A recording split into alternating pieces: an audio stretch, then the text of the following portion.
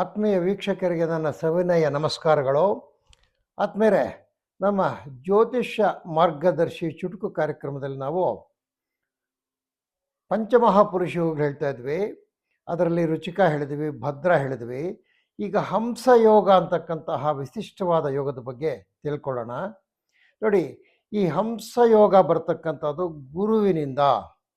ಗುರುವಿನ ಚಲನೆ ಜನ್ಮದಲ್ಲಿ, ಜನ್ಮ ಲಗ್ನದಲ್ಲಿ ಬಂದಾಗ ಈ ಒಂದು ಹಂಸಯೋಗ ಬರ್ತದೆ. ಇದರಲ್ಲಿ ಏನಪ್ಪ ಬೆನಿಫಿಟ್ ಅಂದರೆ, ಈ ಹಂಸಯೋಗದವರಿಗೆ ಉನ್ನತ ಸ್ಥಾನಮಾನಗಳು ಬರ್ತದೆ, ಬಹಳ ಗೌರವಾನ್ವಿತ ಸ್ಥಾನಮಾನಗಳು ಬರ್ತದೆ. ಏನೋ ಭಾರತ ದೇಶದ ರಾಷ್ಟ್ರಾಧ್ಯಕ್ಷರಾಗ್ತಕ್ಕಂಥವ್ರು, ಪ್ರಧಾನಿಗಳಾಗ್ತಕ್ಕಂಥವ್ರು, ದೊಡ್ಡ ದೊಡ್ಡ ಹುದ್ದೆಗಳಲ್ಲಿರ್ತಕ್ಕಂಥವ್ರಿಗೆಲ್ಲನೂ ಈ ಹಂಸಯೋಗದಿಂದ ಬರ್ತದೆ. ಈ ಹಂಸಯೋಗದಲ್ಲಿರ್ತಕ್ಕಂಥವರು ಬಹಳ ಉತ್ತಮವಾದ ಜ್ಞಾನಿಗಳಾಗಿರ್ತಾರೆ, ಒಂದು ಗುರುವಿನ ಕೃಪೆ ಹೊಂದಿರ್ತಾರೆ.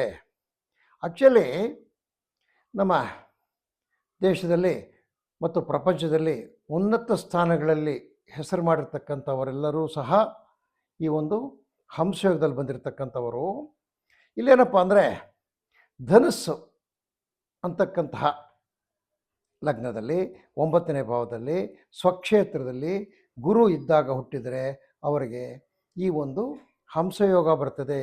ಅದೇ ರೀತಿಯಲ್ಲಿ ಮೀನ ರಾಶಿ 12ನೇ ಭಾವದಲ್ಲಿ ಗುರು ಇದ್ದರೆ, ಅಂದರೆ ಜನ್ಮಿಸಿದ ತಕ್ಷಣ ಜನ್ಮಲಗ್ನವು 12ನೇ ಸ್ಥಾನವಾಗಿದ್ದು ಮೀನರಾಶಿ ಆಗಿದ್ದು, ಅಂದರೆ ಸ್ವಕ್ಷೇತ್ರದಲ್ಲಿ ಸ್ವಂತ ಮನೆಯಲ್ಲಿ, ಗುರುವಿನ ಸ್ವಂತ ಮನೆಯಲ್ಲಿ ಲಗ್ನವಾಗಿದ್ದು ಯಾರು ಜನಿಸಿದರೆ, ಅಂದರೆ ಧನುರ್ ಲಗ್ನದಲ್ಲಿ ಗುರು ಇರುವಾಗ ಜನಿಸಿರ್ತಕ್ಕಂಥವ್ರು, ಮೀನ ಲಗ್ನದಲ್ಲಿ ಗುರು ಇರತಕ್ಕಂಥವ್ರು, ಉಚ್ಚ ಕ್ಷೇತ್ರವಾಗಿರ್ತಕ್ಕಂತಹ ಕಟಕ ಲಗ್ನದಲ್ಲಿ ಗುರು ಇರತಕ್ಕಂಥ ಸಮಯದಲ್ಲಿ ಜನಿಸಿರ್ತಕ್ಕಂಥವರು ಈ ಹಂಸಯೋಗವನ್ನು ಪಡೆಯುತ್ತಾರೆ.